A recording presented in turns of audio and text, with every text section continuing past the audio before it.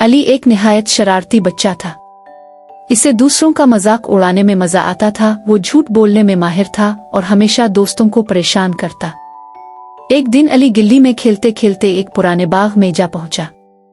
यह बाग बहुत पुरसुकून और खूबसूरत था, लेकिन वहां एक अजीब चीज थी। फूलों पर एक चमकती हुई तितली बैठी थी जिसके परों में जादुई रंग लहरा रहे थे।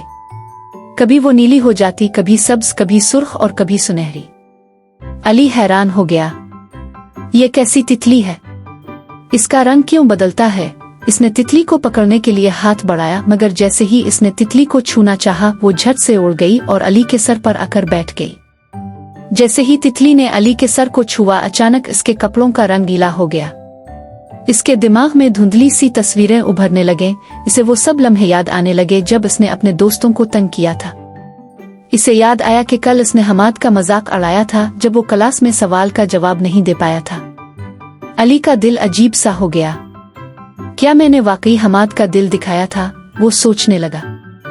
जैसे ही इसने दिल से सोचा कि वो हमाद से मुआफी मांगेगा, तितली का रंग हल्का सब्ज हो गया और वो खुशी से अली के अर्द गिर्द चक्कर काटने लगी। अब जब भी अली कुछ गलत करता, तितली इस पर आकर बैठ जाती और उसका रंग सुर्ख हो जाता। एक दिन अली ने अपने छोटे भाई की चॉकलेट चुरा ली। जैसे ही इसने पहला नवाला लिया, तितली तेजी से आकर उसके कंधे पर बैठ गई और उसके कपड़े सुर्ख हो गए। अचानक अली को अजीब सा बोझ महसूस होने लगा। इसे यूं लगा जैसे इसका दिल सिकुड़ रहा हो और अंदर एक बेचैनी सी फैल रही हो। अली ने जल्दी से चॉकलेट वापस रखी और भाई से मुआफी मांगी। जैसे ही इसने ये किया, तितली का रंग सुनहरी हो गया और अली को अंदर से सुकून महसूस होने लगा। ये तितली मुझे सही और गलत में फर्क समझा रही है। अली खुश हो गया। अली अब एक बेहतर इंसान बनने की कोशिश कर रहा था, मगर एक दिन इसे एक बहुत बड़ी आजमाइश का सामना करना पड़ा।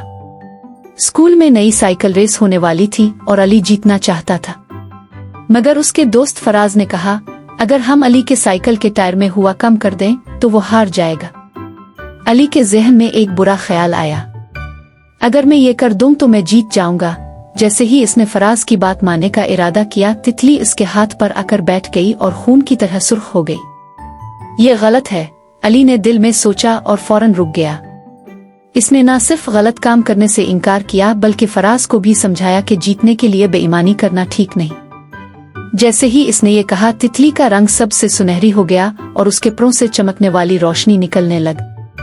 कुछ दिनों बाद अली ने महसूस किया कि अब इसे तितली की जरूरत नहीं रही।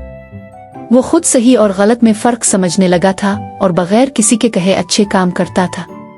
एक दिन तितली उसके हाथ पर आकर बैठ गई, अपने परों को आखिरी बार सुनहरी बनाया और आसमान की तरफ परवाज कर गई। अली ने तितली को मुस्कुराते हुए देखा और दिल में सोचा, अब मुझे जादू की नहीं, खुद अपनी नेकी की रोशनी की जरूरत है। ये कहानी हमें सिखाती है कि अच्छे काम करने से हमारा दिल भी खूबसूरत हो जाता है और हमें अपनी गलतियों को समझकर खुद को बेहतर बनाना चाहिए।